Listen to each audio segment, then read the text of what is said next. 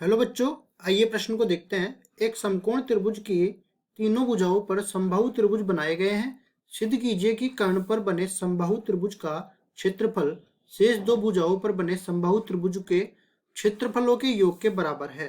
प्रश्न को हल करने से पहले इसकी मुख्य अवधारणा के बारे में चर्चा कर लेते हैं। मुख्य अवधारणा, इसमें हमें दो चीजें देखनी है। पहली चीज ये कि मान लो कोई भी समकोण त्रिभुज इस तरीके से दे रखा है, इसको मैं नाम दे देता हूँ ए बी सी। समकोण त्रिभुज में एक जो कोण है वो समकोण होना चाहिए, मतलब 90 डिग्री का होना चाहिए। बाकी दो कोण न्यूनकोण होते हैं। समकोण त्रिभुज के सामने वाली भुजा को हम लोग बोलते हैं कर्ण। बाकी दो भुजाओं को हम लोग किसी एक को आधार नाम दे देते हैं, एक को लंब नाम दे देते हैं। ठीक है, तो अब इसके बाद देखो, इनके बीच में हमारे पास संबंध होता है कर्ण का वर्ग बराबर में आधार का वर्ग प्लस लंब का वर्ग। ठीक है जी।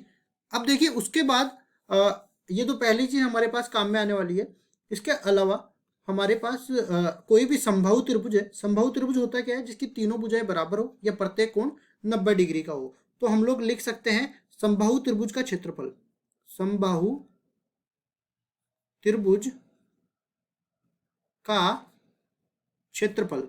और समबाहु त्रिभुज कैसा समबाहु त्रिभुज हमें लेना है? देखो इस तरीके से मैंने ये समबाहु त्रिभुज बना दिया है। इसको मैंने पी क्यू आर नाम दे दिया यहाँ पे। और यहाँ पे बोला कि हर एक इसकी जो भुजा है वो ए लंबाई की है, मतलब समबाहु त्रिभुज की भुजा की लंबाई छोटा वाला ए है। तो ये अपने पास बन जाएगा वर्गमूल 3/4 गुणा में ए स्क्वायर। इस तरीके से हम लोग निकालते हैं। अब चलते हैं सवाल में। सवाल में हमें बोला है एक समकोण त्रिभुज लेना है और समकोण त्रिभुज की हर एक भुजा पर हमें एक त्रिभुज बनाना है। ठीक है, तो सबसे पहले हम लोग क्या करेंगे? प्रश्नानुसार ठीक है, हमें एक समकोण त्रिभुज लेना है। तो समकोण त्रिभुज इस तरीके से हम लोग बना लेते हैं। ठीक है, ये हमने समकोण त्रिभुज बना लिया है। इसका एक कोण समकोण है, इसलिए ये समकोण त्रिभुज है। इसको हम लोग नाम भी दे देते हैं। ये एक्स हो गया, ये वाई हो गया और ये जेड हो गया। ठीक है, अब देखिए ये कोण 90 डिग्री का हो गया। अब इनके बीच में एक संबंध क्या हो गया? इसमें पाइथागोरस पर मैं इसमें लगा सकता हूं। तो हम लोग कहेंगे पाइथागोरस पाइथागोरस प्रमेय से। पाइथागोरस प्रमेय से हम लोग कहेंगे कि ये जो कर्ण कर्ण है, मतलब एक्स जेड का वर्ग, ये बराबर है एक्स वाई का वर्ग प्लस वाई जेड का वर्ग। इसके बराबर ये अपने पास मिल गया। अब उसके बाद देखिए हमारे पास हर एक भुजा पर हमें समबाहु त्रिभुज बनाना है। तो हम एक एक करके हम लोग भुजा ले लेते हैं। तो हम लोग कहेंगे एक्स जेड भुजा पर।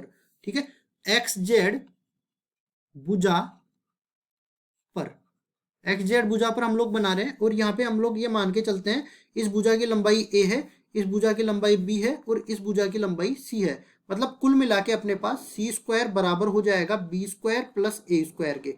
ठीक है जी। अब देखिए हम लोग एक्स जेड भुजा पर बना रहे हैं भुजा पर समबाहु त्रिभुज। समबाहु त्रिभुज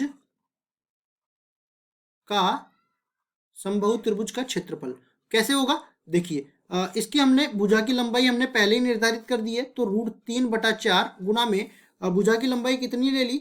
एक्स जेड भुजा पर ये सी के बराबर ले ली, तो भुजा का वर्ग मतलब सी स्क्वायर के बराबर ही आ जाएगा। फिर हम लोग आगे चलते हैं, एक्स वाई भुजा की बात करता हूँ। एक्स वाई भुजा पर सेम इसी तरह लिखूंगा मैं समबाहु त्रिभुज का क्षेत्रफल। समबाहु त्रिभुज का क्षेत्रफल, समबाहु त्रिभुज का क्षेत्रफल। तो ये अपने पास बराबर किसके हो जाएगा? देखो √3/4 तो ये है ही। एक्स वाई भुजा की लंबाई कितनी है? एक्स वाई भुजा की लंबाई बी है, तो ये बन जाएगा बी स्क्वायर के बराबर। सेम इसी तरह एक भुजा और बच गई, वाई जेड भुजा। तो वाई जेड भुजा पर हम लोग लिखेंगे समबाहु त्रिभुज का क्षेत्रफल। समबाहु त्रिभुज का क्षेत्रफल, तो ये किसके बराबर? ये अपने पास अब होगी ए भुजा के बराबर। तो ये बन जाएगा √3/4 ए स्क्वायर के बराबर बन गया। इसको मैं समीकरण नंबर 1 नाम दे देता हूँ, इसको मैं समीकरण नंबर 2 नाम दे देता हूँ, इसको मैं समीकरण नंबर 3 नाम दे देता हूँ। और जो सबसे पहले जो समीकरण मैंने बनाया इसको मैं समीकरण नंबर 4 नाम दे देता हूँ। अब उसके बाद देखिए यहाँ पे अपने पास ये क्या बन रहा है कि अगर मैं समीकरण 2 और 3 को जोड़ता हूँ, तो समीकरण 2 व 3 को जोड़ने पर अपने पास क्या हो जाएगा?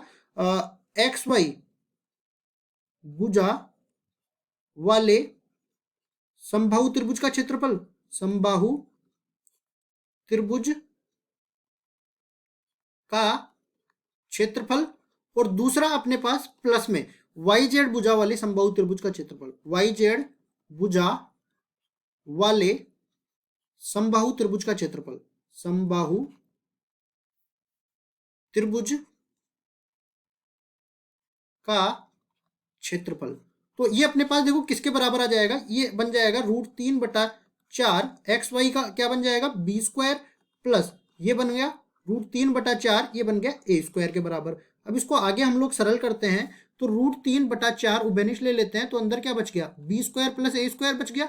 अब देखो समीकरण नंबर 4 से, समीकरण नंबर 4 से हम लोग जानते हैं कि b² प्लस a² बराबर में है c² के, √3/4 c² के बराबर ही आ जाएगा, जो कि अपने पास ये अपने पास हम लोग इधर मान के चल रहे हैं कि बाकी दो जो समकोण त्रिभुज है इसके आधार और लंब पर बने त्रिभुजों के क्षेत्रफलों का योग एक्स जेड भुजा, कौन सी भुजा बच गई ये वाली एक्स जेड भुजा पर, एक्स जेड भुजा पर बने समबाहु त्रिभुज का क्षेत्रफल, समबाहु त्रिभुज का क्षेत्रफल, ये इसके बराबर आ गया। और देखो सवाल में हमें यही तो सिद्ध करना था कि जो समकोण त्रिभुज है इसकी तीनों भुजाओं पर अगर समबाहु त्रिभुज बनाते हैं तो कर्ण पर जो समबाहु त्रिभुज बनता है वो बराबर, उसका क्षेत्रफल बराबर हो जाता है बाकी दो भुजाओं पर बने समबाहु त्रिभुज के क्षेत्रफलों के योग के। ठीक है, तो ये हमने सिद्ध करके बता दिया मुख्य उदाहरण की मदद से, यही हमारा उत्तर हो जाएगा। आशा करता हूँ ये सवाल आपको समझ में आया होगा। धन्यवाद।